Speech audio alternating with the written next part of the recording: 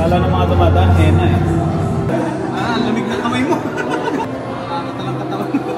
Huwag kang magpapatato. Hello everyone! Here's a day in the life of a tattoo artist during the wedding event, and now we're here at Clark Marriott Hotel located sa Clark, Pampanga. We left our home around 10:30 AM tapos dumating kami sa hotel ng 4:30 PM. From Tagaytay pa kasi kami, so almost 6 hours yung biyahe namin. We set up our booth na agad-agad kasi 30 minutes na lang and magdadatingan na yung mga guests. Based on our experience kasi palaging dinudumog ng tao yung tattoo booth, and we're always been the center of attraction every event kasi first time lang daw nila naka-encounter ng tattoo sa mga event. Madalas pa nga napapagkamalang henna or sticker tattoo lang, and they are really amazed kapag sinasabi namin permanent tattoo.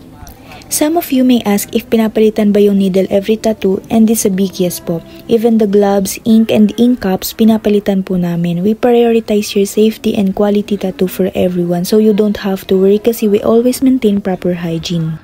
So ayan, nagdadatingan na yung mga guests and nagpapatattoo agad sila without any hesitation. And one of the most winning moments namin is yung makawitness kami ng mga first timer, especially kapag senior. Isa sa mga first time magpatato sila lola and magkapatid silang dalawa na unahan pa nila yung mga anak nilang makapagpatato. And it's so cute kasi couple tattoo pa sila and sobrang priceless mga ngiti nila after nilang makapagpatato. Ang galing-galing! Huwag kang magpapatato! Thank you, sir! Once the tattoo booth opens, tuloy-tuloy na nga yung mga nagpapatato and karamihan nga sa kanila ay mga first timer. Mapapanood na ng tatay ko to, basta gawin na. Ready yan. Lamig ng kamay mo. Sisigaw ah. Huwag kasi yung tao yun. Nakakatalang katawan. Kala ng mga dumadaan, henna eh.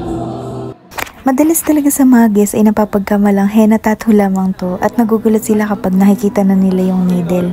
And ito si Sir, akala namin nung una nagbibiro lang siya na kinakabahan siya, pero totoo pala talagang kinakabahan siya kasi first time niya.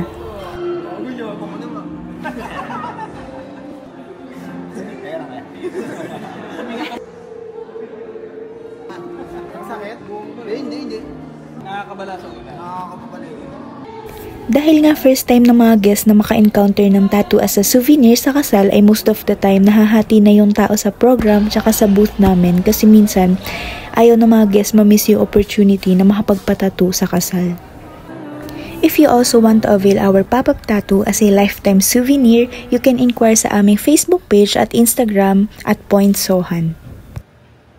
I wanna eat you now. I miss me in Tokyo. Yan guys, pack up na kami.